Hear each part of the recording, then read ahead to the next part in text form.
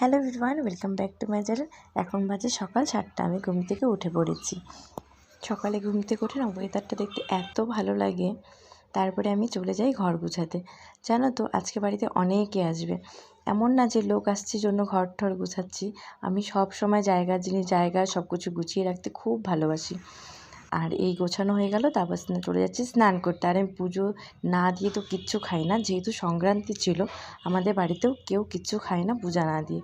সবাই ঘুম থেকে উঠে আগে স্নান করে তারপরে পুজো দেয়, তারপরেই খাওয়া দাওয়া হয়। জানো তো সকালে উঠে পুজোটা হয়ে গেলে তারপর সারাদিন মনটাও খুব ভালো লাগে। জানো তো আমি ভেবেছিলাম আজকে ঘুম থেকে উঠে মাকে হেল্প করে দেবো, কিন্তু দেখি না, মা তো অনেক সকালে উঠে পড়েছে, আমার অনেক আগে, সেই 5টায় উঠে রান্না করতে চলে গেছে। আর জানো তো ভাই ছাতু, মানে আমার মা মামাদেরকে ভাই ছাতু দিবে। আর আমার বড় মামা প্রত্যেকবারই ভাই ছাতু নেয়, কিন্তু যেহেতু আমার ছোট মামা কোনোবারই আসতে পারে না, এবার প্রথম আসবে। সকালটা শুরু হয় আমার হেলদি খাবার দিয়ে। দেখো আমার এখন বড় মামা আর বড় মামিও চলে এলো। কিন্তু জানো তো আমাদের এই বাড়িতে ভাই ছাতুর নিয়ম নেই, আমাদের ভাইফোঁটার নিয়ম আছে। তাই মা কীভাবে দেয় আমি এগুলো দেখতে কিন্তু খুব ভালোবাসি।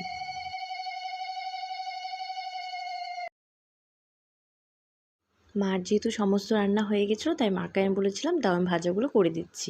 কুমড়ো ভাজা, পটল ভাজা, আর ওদিকে লুচিটা বাকি ছিল। তাই আমি এগুলো ভাজতে ভাজতে দেখলাম আমার মাসি, ছোট মামা, মামি, বৌদি সবাই চলে এসেছে একে একে।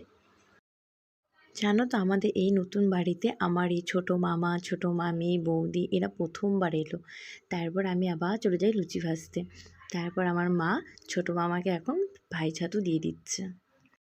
চলো আজ কি রান্না হয়েছে তোমাদেরকে ওটাই বলি। ছিল 2 রকমের ভাজা, ছিল শাক, ছিল ভেজ ডাল, তারপর ছিল মোচার তরকারি, কাঁঠালের তরকারি, পনির, তারপর ছিল চাটনি, দই, মিষ্টি, পায়েস, লুচি।